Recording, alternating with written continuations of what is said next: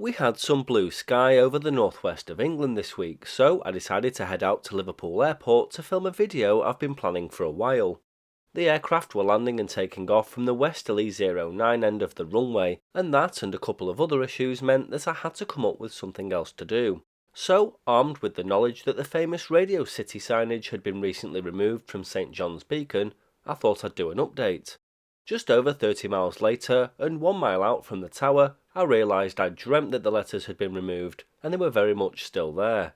I know, it's a really weird dream to have. So, for the second time that morning, I had to come up with something else, and after some thought, I ended up in Holt Road.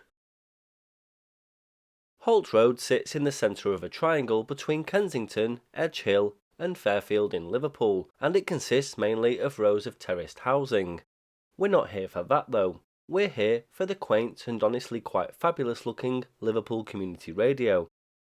LCR FM is Liverpool's only community radio station currently, and it began broadcasting on FM on December 1st, 2019. Before that, they were an online-only station from 2010. The station claims to serve the disadvantaged communities of Liverpool, namely Kensington and Fairfield and the surrounding areas, offering a service which is honest, accessible, open and transparent. Programmes are informative, knowledgeable and entertaining, and represent and reflect the communities and neighbourhoods served. The station facilitates community engagement through broadcasting and trains local people. Output consists of music, speech and courses. The studios are located in Holt Road, and the transmitter's here too, meaning there's no studio to transmit a link in place. To be honest, I've seen the dog. Yeah.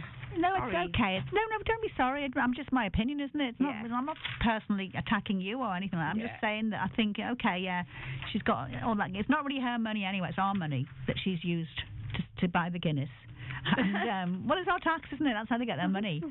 And I just think it could go on better things. Yeah. I give all the homeless people a hot meal on St Patrick's Day. Yeah. Anyway, that's just me. I'll play another song and then we'll come back. This is the Red Rum Club, who are doing very, very well. Undertaker. These two slant polarised folded band 2 dipoles are used for transmit and radiate the 200 watt signal nicely.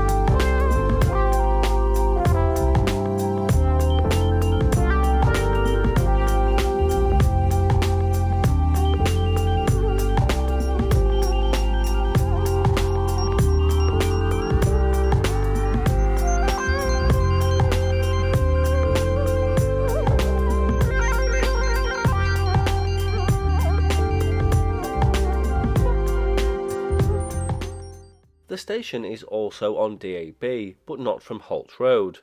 The feed is fed from here via fibre to 2 Liverpool small-scale DAB transmitters for the area.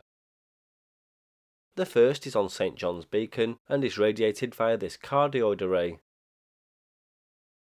The second is at Reservoir Road and radiates via this vertical. I've covered the Liverpool small-scale DAB multiplex in detail in another video, which I'll link below. So, with Liverpool Community Radio being another transmitter site under my belt, let's get to the main focus of the video. I made the half-hour trip east over to Runcorn to visit another site that's been on my list for a while, and that is Halton Community Radio. It sits within St Mary's Church Hall grounds, which is on Halton Hill. I took a few photographs and videos of the site first, and thought I'd show the signal on the spectrum analyzer. Immediately, I noticed something strange here. Can you tell looking at the signal? That's right, there's no modulation whatsoever. Switching to the radio confirmed that there's just a blank carrier on the frequency, so what's going on?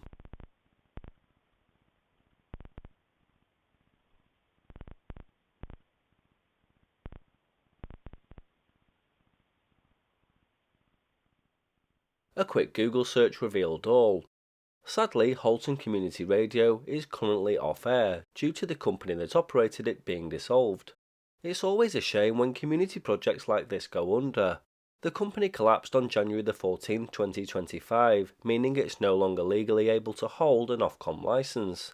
Regulation says that any broadcasting under an Ofcom licence must cease at the point of dissolution.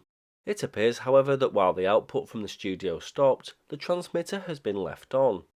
The station is also currently under an Ofcom breach for not paying its licence fees for the period commencing August 2024, which is very sad indeed, and let me be clear that this is no way meant to smear the station. I genuinely feel for them, and local radio has a lot to answer for the demise of community radio in my opinion.